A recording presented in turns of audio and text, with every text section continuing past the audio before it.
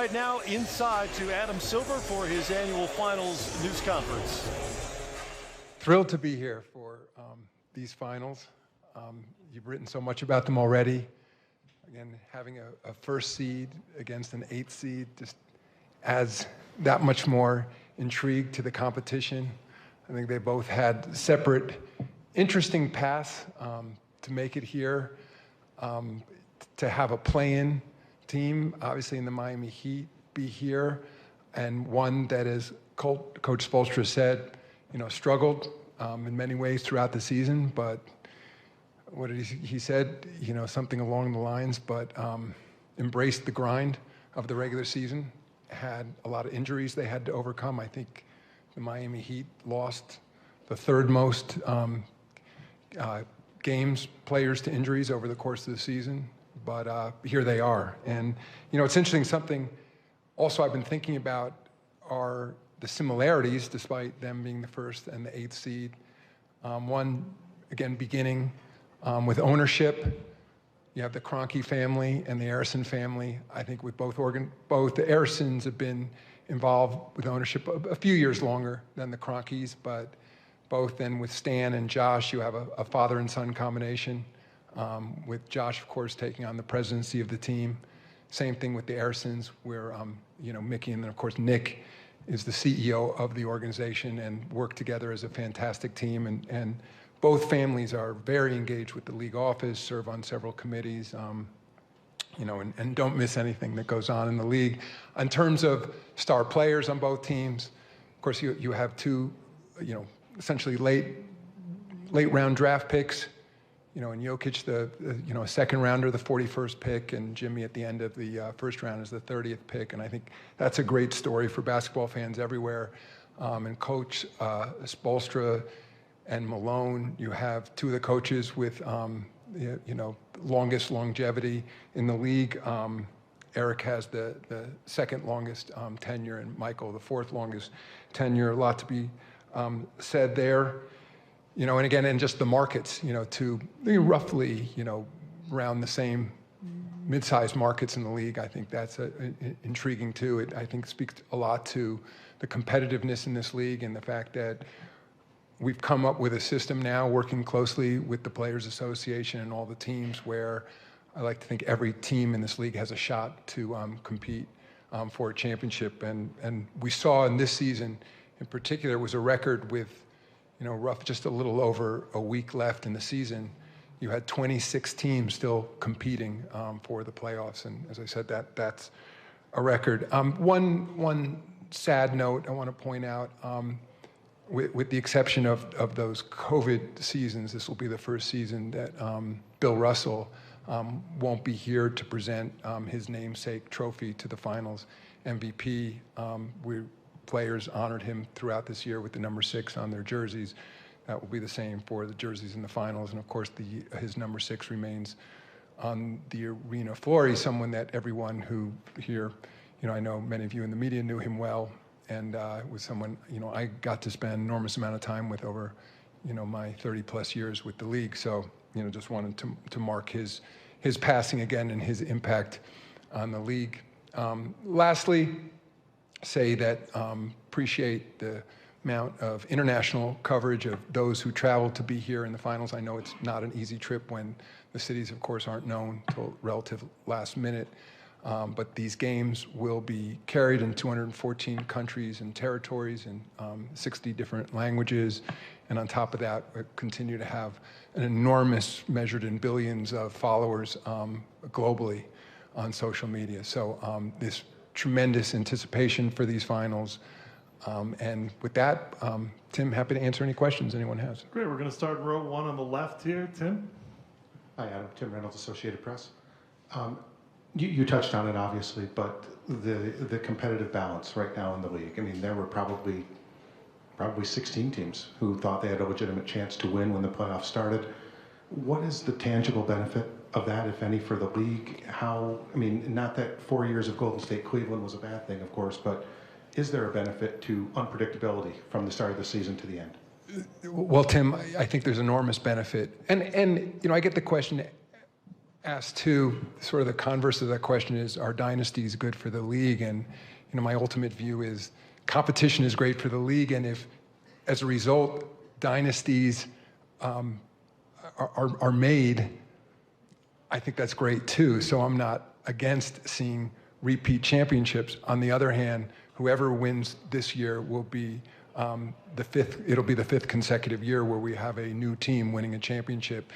And so when you think about a 30-team league, and it's not just the fans in those markets, but fans increasingly all over the world who follow a team in that particular market, maybe because they have affinity for that style of play or a particular player on that team or some creative connection to that city. You want a league where everyone feels that if the team that they are rooting for is well managed and gets a little bit lucky too, that's necessary, that they can truly compete for championships. So I think this increased parity we're seeing around the league is fantastic. And it's part by design too.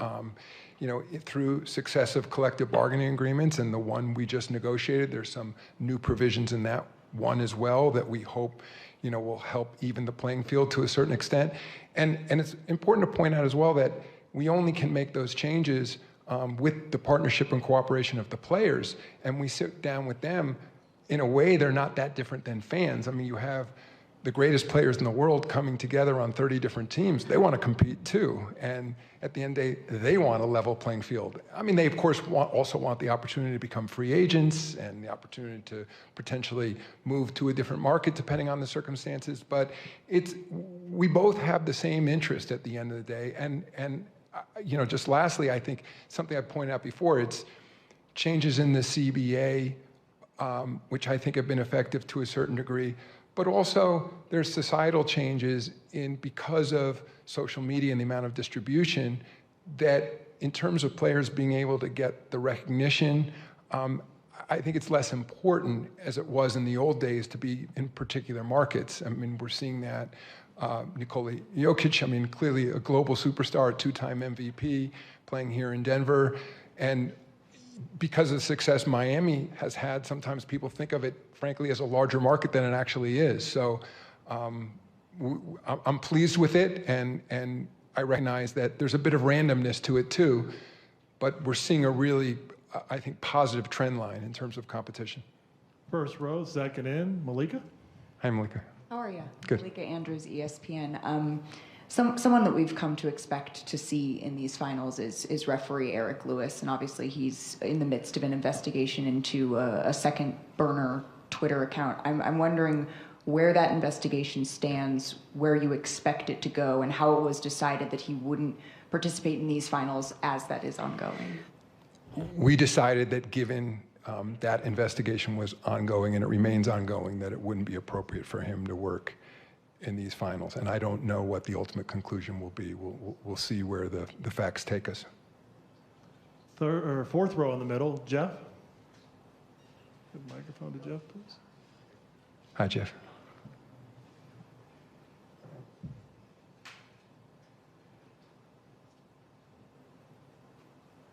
Jeff Zilgate, USA Today. Adam, there's another investigation involving Ja Morant, and can you update us on where you are on the timeline, when you expect it to end? And since there seems to be not a lot of precedent for this situation, how do you assess what kind of punishment to deliver, if indeed there is a punishment here? So in assessing what discipline is appropriate, if that's the case, we look at both the history of prior acts, but then we look at the individual player's history as well. And so and the seriousness, of course, of the conduct. So those are all things that get factored. It's not an exact science. It comes down to judgment at the end of the day on the part of me and my colleagues in the league office. In terms of the timing, we've uncovered a fair amount of additional information. I think since I was still asked about the situation, I would say we probably could have brought it to a head now, but we made the decision, and I believe the Players Association agrees with us, that it would be unfair to these players and these teams in the middle of this series to announce the results of that investigation. And given that we're, of course, in the off season, he has now been suspended by the Memphis Grizzlies indefinitely, and so nothing would have changed anyway in the next few weeks. It seemed better to park that at the moment, at least any public announcement. And my sense now is that shortly after the conclusion of the finals, we will announce the outcome of that investigation. All right, first row, second in, Mike. Hi, Adam. Mike Singer, Denver Post. The majority of Nuggets fans have been unable to watch the Nuggets for the past 4 seasons due to the ongoing altitude Comcast impasse. Why do you think progress has been so slow going throughout that time? And from a broader perspective, if that model doesn't work, what does the future of local NBA broadcasting look like? I think ultimately progress has been so slow based on something that Stan Kroenke himself said to me even back more than a year ago, which is the situation here has been a bit of the canary in the mine in terms of the breakdown of the regional sports network model. And so, of course, what followed then, this impasse, was ultimately the bankruptcy of the so-called Diamond RSNs, 16 others. And it's a terrible situation. The league office has tried to mediate several times between the parties. You know, it's a commercial dispute, and there hasn't been a simple resolution to it. I know there's no doubt it's bad for fans, of course, and the team recognizes that.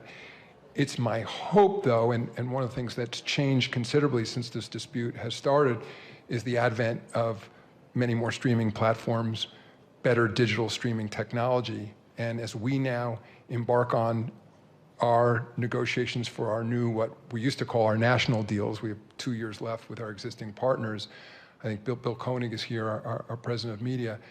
It's a problem we have to fix. I mean, I hope this is a period we look back on, and as we say, we went through a transition and we got to a place where a fan, frankly, wherever they are, can watch every game.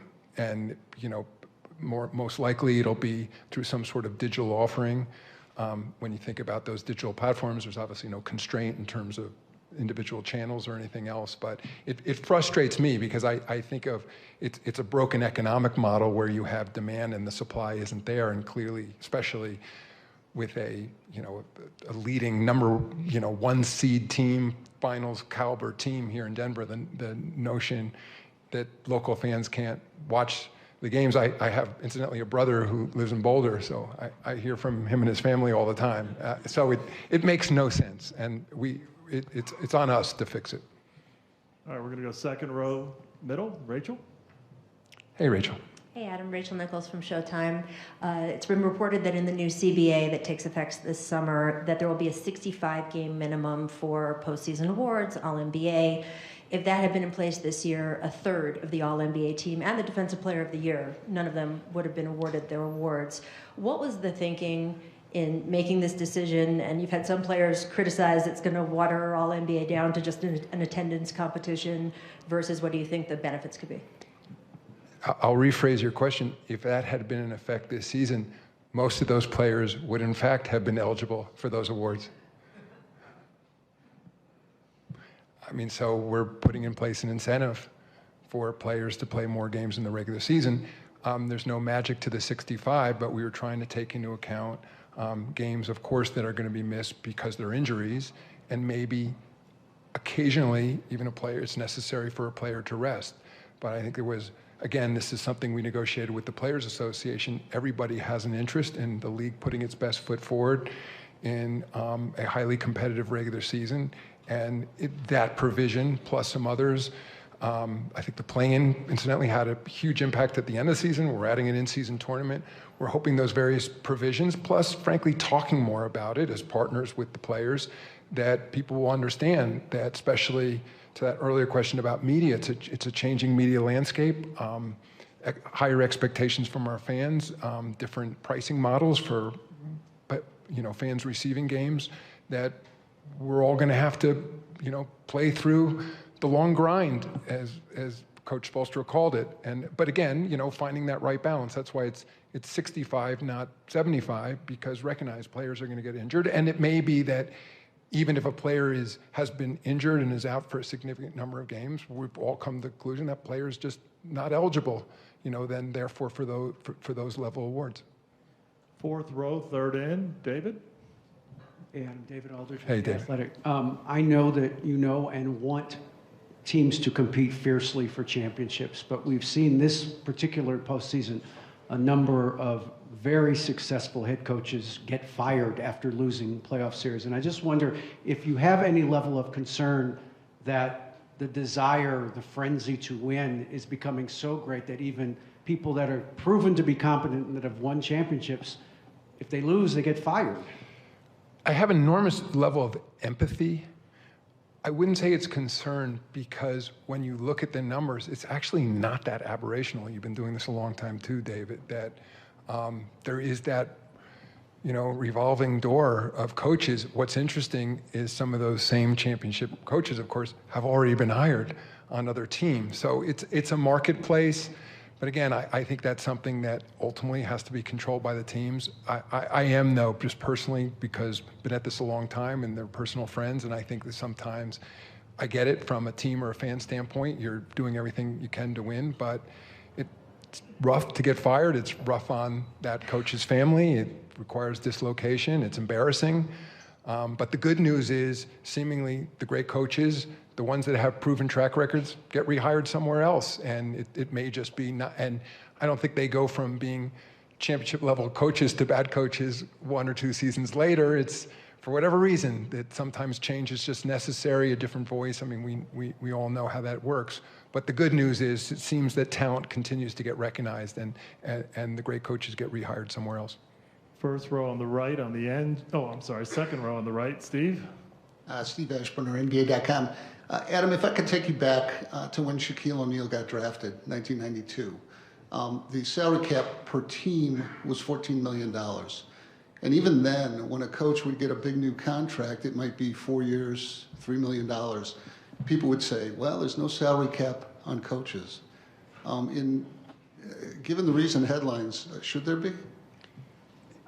I just give you the other side of the coin, that all really a salary cap is a mechanism for distributing the player's share of the total revenue. So in this case, and I think the coaches would take this deal any day of the week, the players receive roughly 50% of the gross revenue of this league. It's a formula, we call it BRI, but that's essentially how it works. And there's, as you know, all kinds of complexity to the salary cap system, but in essence, you take their 50% share and you divide it by 30, and that's the salary cap. So while it has the word cap as part of it, it's misleading in that it's really it's a sharing mechanism. So, and what's so great about this system, one that I inherited, can take no credit for, is it also creates maximum incentives, because when we sit and we're negotiating with the Players Association, we see new opportunities. Take the play-in or an in-season tournament. They're our partners, and 50% of the revenue that we generate from those new activities then go to the players, and it just gets expressed through the salary cap. In terms of teams being able to compete for coaches now, in a sense, the way they compete for players, a price that's paid now, is that at all in the league's interest to take an interest? I pay attention to it, but it's a marketplace. We're able to negotiate collectively with the players because they choose to negotiate as a union. The coaches haven't made that election. They could form a union and come and negotiate their agreements collectively, but in the marketplace for coaches, our teams compete individually, and that's where the marketplace takes us. Right next to Steve. Hi, Ron Endorf in Israel today. Cover basketball in Europe. I've seen WNBA players, some of them others, play 12 months a year. Given the money in the NBA, it doesn't seem so right. I think you could say it doesn't seem right as a societal matter, but this is a marketplace and it's a business. I don't think it's different than comparing teachers to bankers. We could go down the list, or journalists to players. I mean, what we've, as the NBA, made a decision, again, David Stern made that decision to create the WNBA, to fund it at enormous cost, and we continue to support that league. But ultimately, I think the women who play in that league would be the first to say they are not a charity. The goal is to turn this into a sustainable, independent business. The great news is that our commissioner, Kathy Engelbert, together with a strong players association, a fantastic group of women playing in that league, have made tremendous progress, particularly in the last few years. We saw record ratings for this draft that just passed for this, early games so far on ESPN, record ratings. So on CBS as well. So it's happening. It takes a long time, but I would only say we contribute an enormous amount, both in resources and actual dollars, to that league, and hopefully, just as the NBA and certain other sports have grown over time, women's basketball will continue to grow as well. First row on your right, Joe. Joe Varden, The Athletic. I have a question about international play, especially in the summers. We've got a World Cup coming. Next year is the Olympics. Our international NBA stars seem to be committed to their country's teams, regardless of tournament, even in off years. The American players are not that way anymore. Would you like to see that reverse back? Well, I think it's tremendous that the international players are committed to their countries. I think there's, especially in terms of World Cup competition, they grow up in different traditions. Obviously, it's the World Cup of football / soccer. It has very different meaning to them in terms of World Cup. I think we've seen from Americans are more focused on Olympic competition. I think you've seen the commitment from our very best to compete in the Olympics and in certain cycles, the World Cup, and not just once, but multiple times. I mean, frankly, if it were up to me, I think I would take one of those competitions, similar to what they've done in soccer, for example, where I think it's essentially 23 and under for Olympic competition. I think it's too much to create the expectation that every 2 years that our best players are going back out and competing independently in the summer. Putting aside load management for a second, there's no question there's enormous wear and tear. I mean, it goes to the WNBA question about those women playing year-round. Their bodies just can't, you need a rest.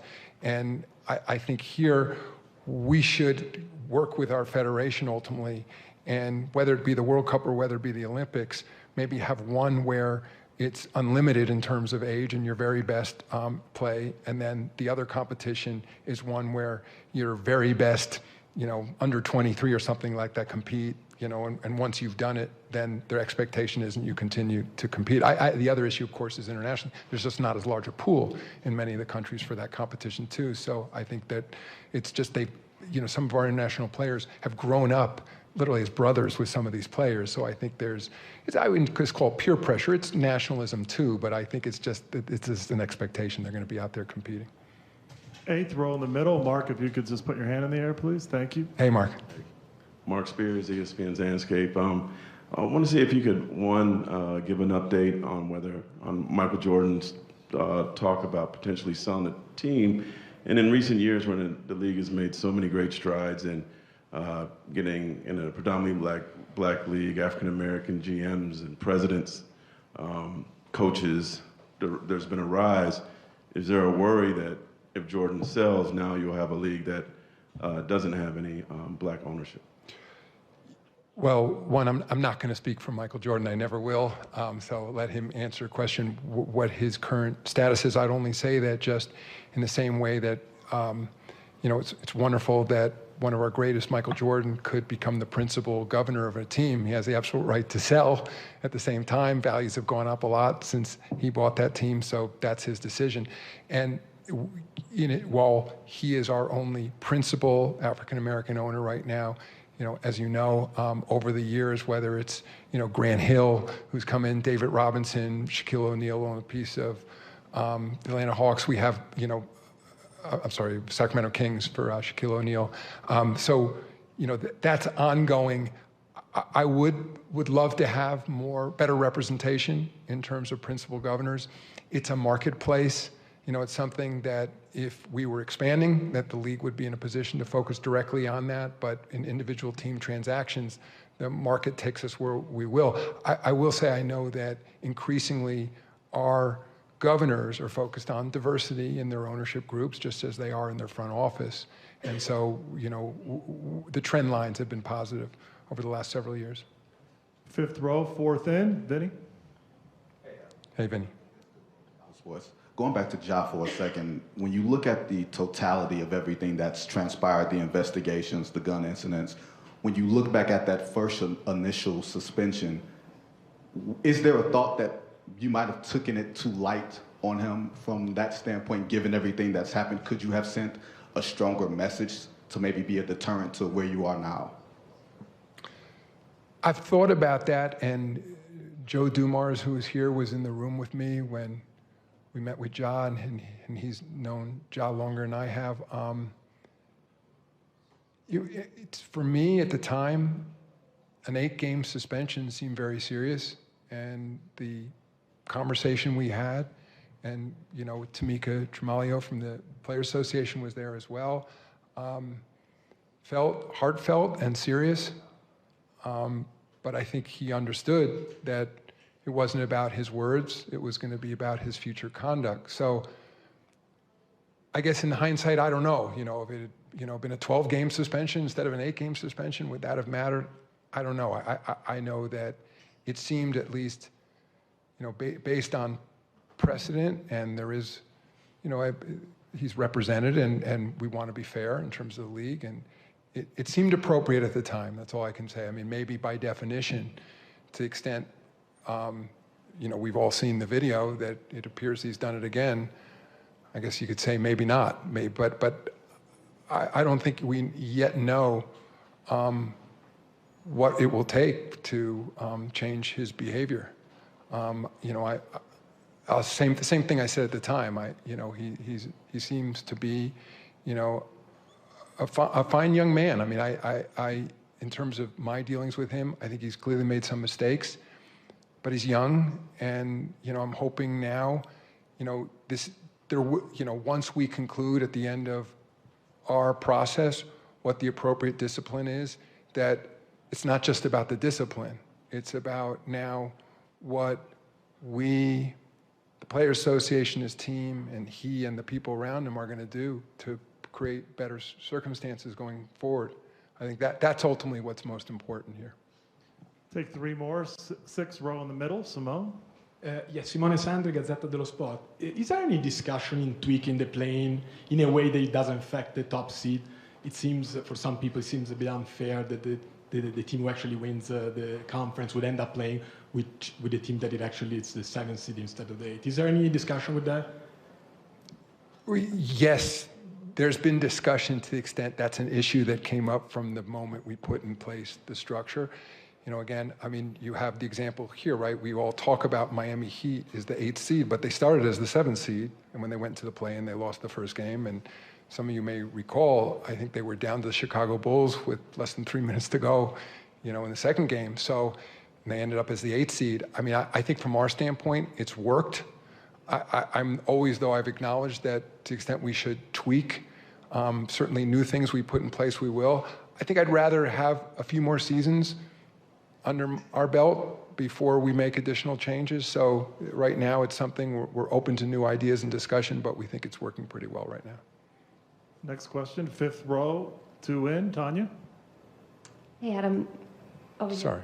Here you go. Hi, thank you. Tanya Ganguly, New York Times. Do you expect Ja to be available at the beginning of next season? I'm not going to answer that yet. I think let's wait and see what the conclusion is of our investigation. All right, final question on the left, 2 in, fourth row. Over here, Adam, right here. Yeah. Tomer Azarli from Clutch Points. I know you guys are always looking at the season schedule and reducing back-to-backs. Teams are still playing 15, 14 back-to-backs, a lot of those on national TV as well. Just curious, what's the discussions or evolution of reducing the number of back-to-backs, especially on the national stage? Well, it hasn't just been discussion. We've dramatically reduced the number of back-to-backs. We've eliminated, 4 games in 5 nights that used to be, a regularity in this league. And now we're down to math, and then I think it's the trade-off. I mean, we recall 2 seasons ago, we played a 72-game season. In a way, I mean, it's not a perfect experiment because coming off the COVID season, so, it was condensed in a way that as if we changed and taken 10 games off the season. But at least from that season-long experiment, it didn't change resting patterns all that much, and it didn't change injury patterns all that much. And there is an economic factor, of course, that's being balanced in terms of playing a longer season. What's interesting is that, you know, what we saw this year, maybe surprised some, was all-time record attendance. You know, more people attended NBA games than any time in our history. So clearly our fans aren't saying reduce the number of games. Ultimately, to me, as the science gets better on injuries, if we had better data that suggested a shorter season and fewer back-to-backs would make a significant difference, I think we would take that seriously. I mean, of course, the other issue, other than reducing the number of games, you could lengthen the season. But I think, again, in talking to our teams and our players, one, it is already, you know, when you think of when training camp starts, essentially at the end of September, and here we are almost in late June, so we're all still in the same season. Plus, you want to get in a summer league, you know, for the incoming players. That the players also want that chunk of time off on their bodies. That's what we didn't see when we were coming out of the bubble. So it's just something we're constantly balancing.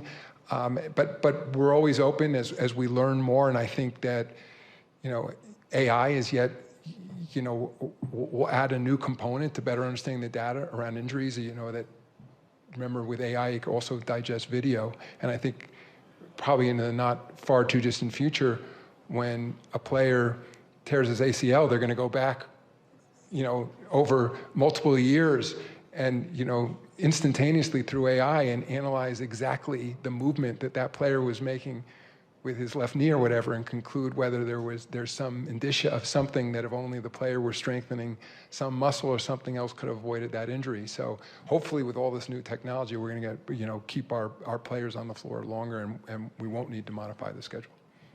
All right, thanks, Adam, and thanks to all of you for being here. Transcripts will be available shortly. Enjoy game one. Yeah.